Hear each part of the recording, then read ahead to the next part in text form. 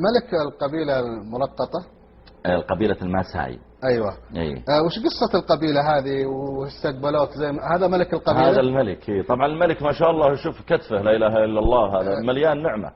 هذا أنا لما أقبلوا إلي نحيفين كأنهم مساويك يمشون.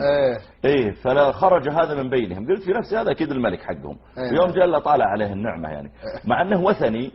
سبحان الله، هم ما يلبسون ملابس، يلبسون كذا خرق يربطونها. مع أنه وثني لا يعبد الله ولا ما يعترف بوجود الله يعني. ما أدري يعبد الشمس، ما أدري يعبد بقر، ما أدري إيش يعبد.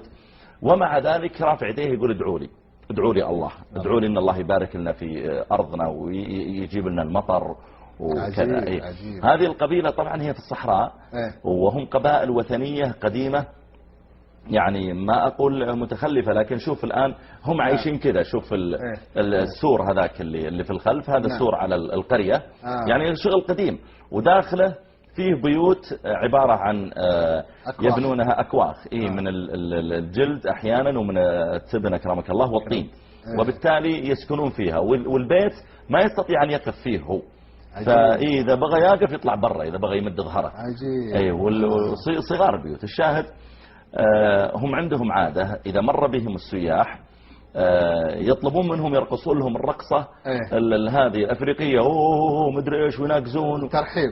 ترحيب، ويعطونهم 50,000 شلن، يعني قريب من 25 دولار تقريبا مكافأة على هذا.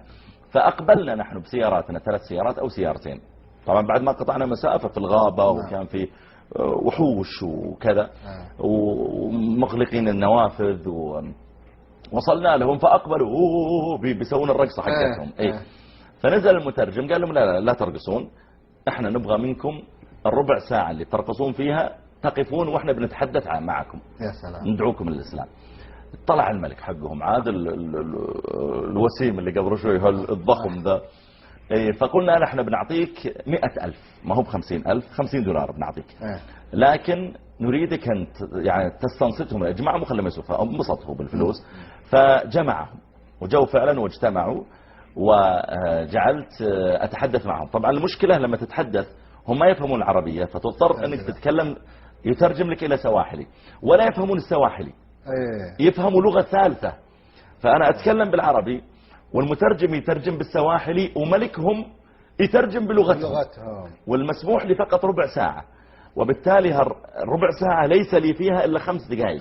صحيح. طيب وهال5 دقائق أنت مطالب أنك تتكلم عن الإسلام عموما. يا أخي ماذا ستقول في 5 دقائق؟ فبدأت وأجبت على يعني الأسئلة الثلاثة التي حيرت العالم: من هو الخالق؟ ولماذا خلقنا؟ وأين نصير بعد الموت؟ هذه الثلاثة أسئلة مهمة جدا. فتكلمت عنها وتلوت عليهم قرآن مرتلا، وسبحان الله وكان له يعني تأثير عليهم القرآن أثناء استماعه. بعدها طلبنا منهم أن يلفظوا الشهادتين. طبعا لفظوا الشهادتين، لكن ما ندري هل بيثبتون على الإسلام ولا لا. ترجمنا لهم إيش معنى أنكم تلفظتوا الشهادة، معنى أنكم أصبحتم مسلمين، وتكلمنا مع الملك وكذا. أيضا اتفقت مع الإخوة لو يعين عندهم داعية أو يبنى مسجد أو كذا لعل الله ييسر شيء من ذلك. ومتواصلين معهم دكتور يعني والله أظن الإخوة يتواصلون معهم، أنا يعني ابتعدت لكن لي دعم.